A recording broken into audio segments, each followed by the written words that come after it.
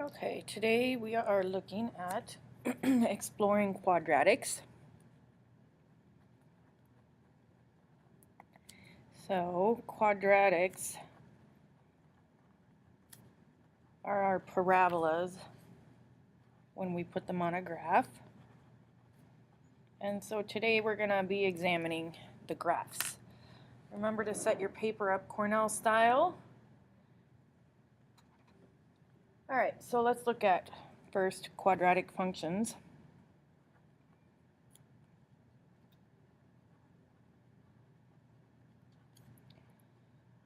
And quadratic functions can look like f of x equals x squared, and you can also just put y equals x squared. So whether you see it written in function notation or with a y, it's the same, going to create the same graph. And the graph is a parabola. So a parabola is the graph of a quadratic function.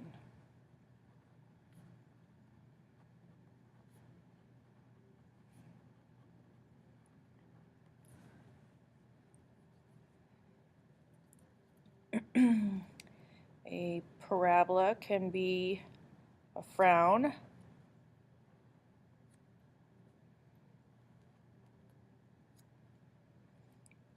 and it can be a happy face.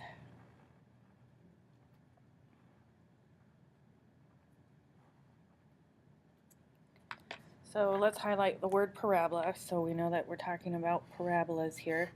And then I want to point out some important spots on my parabola. If I'm looking at these parabolas, I notice that they're going to continue going on and on and on forever and spanning out. But I also notice that they cross my axis here at these points, and that there is a maximum on this graph. Here we have a minimum, that's the smallest value there, the lowest it's going to go. And I also noticed that it has these places where it's crossing the x-axis. Okay, so let's give these things names. This right here is called a vertex. And for a positive parabola, so this is an ax squared plus bx plus c. Notice that this is positive. This vertex is a minimum. And I'm going to highlight the positive here. Now let's look at this vertex.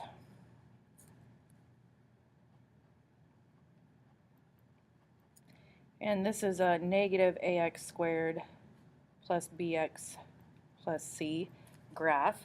So we have a negative parabola. This is a maximum.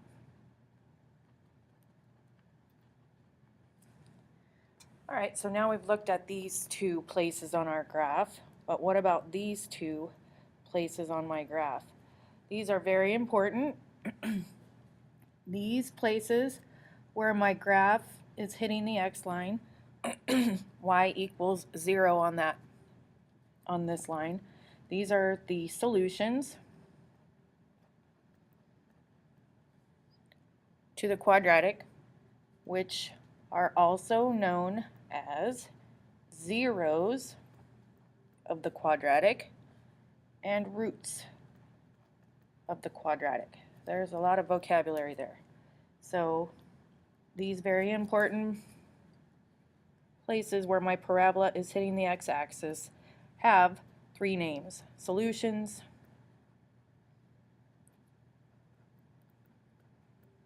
zeros, roots.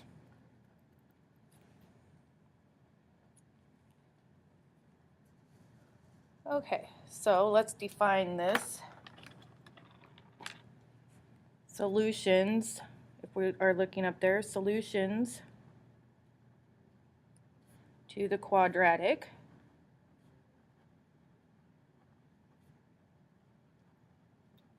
are where the parabola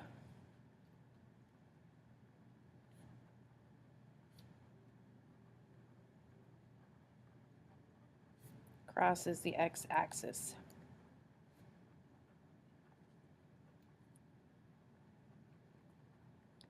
And note that these are the zeros of the function, or the roots.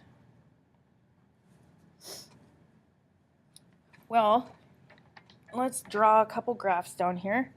Let's see. We're going to draw some different possibilities for our parabola because we're going to learn how many possible solutions our graph can have. So let's look at a graph like this, a graph like this, and a graph like this. So if I'm going to take my highlighter and I'm going to highlight the zeros of the quadratic, the solutions. And so in this first one, my parabola is going below the x-axis, and I notice that I've got a solution or a root here and here. So there are two zeros on this parabola. Now let's look at this parabola. I notice that my vertex is there at 0, 0. So there's only one zero. And if I highlight my x-axis on this last graph, I see that my parabola is not hitting the x-axis and never will. So this is 0, zeros. So your possible solutions, possible number of solutions to a quadratic are 2, 1, or 0. How do you find out how many you can expect? Well, we call this the discriminant. So we can use the discriminant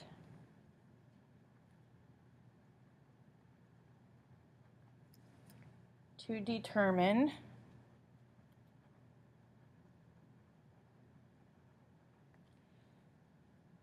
how many zeros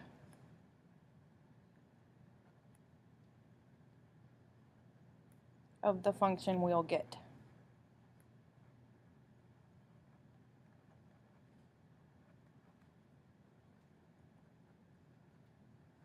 And remember that your zeros are the solutions, and it's where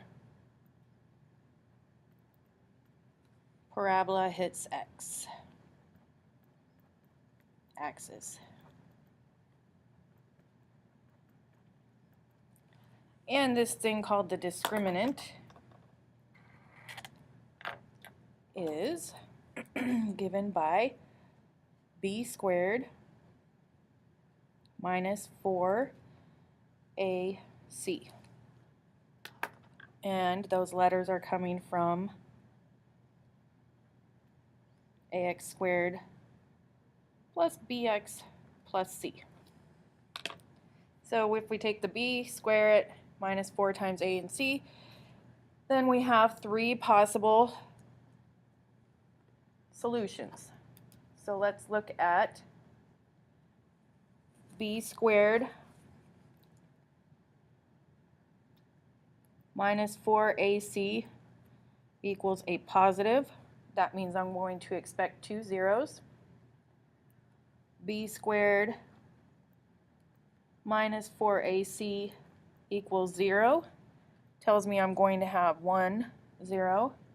And b squared minus 4ac equals a negative tells me I'm going to have zeros to the parabola. As an example, let's see what this would look like. So if I take the example 1, if we have x squared minus 6x plus 3 equals 0, we want to know how many times our parabola will hit the x-axis, what the zeros are. So we're going to take, this is my b, and this is a and c, a and c. If a is missing, we know that it's a 1. So we're going to have b squared, notice I'm using parentheses, minus 4 times a times c. That's 36 minus 12, which is 24. 24 is positive, so I know that I can expect 2 zeros because this is positive. Let's look at x squared minus 6x plus 9 equals 0. So again, we're going to have b squared minus 4 times a times c, which is 36 minus 36. 0 tells me I'm going to have 1 0. One place where I'm going to be hitting the x-axis. And let's look at x squared minus 6x plus 12 equals 0. Oops, minus 6x plus 12.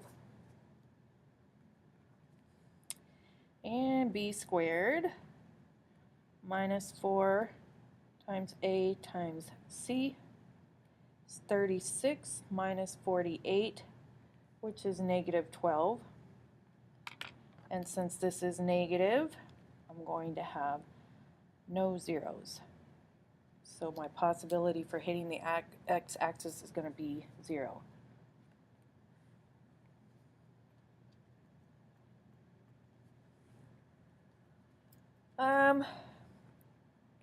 One thing I think you could add to the left-hand side of your notes here is, why are we setting these equal to 0? Why are these quadratics set equal to 0? Well, because we're looking for how many zeros there will be when we graph this.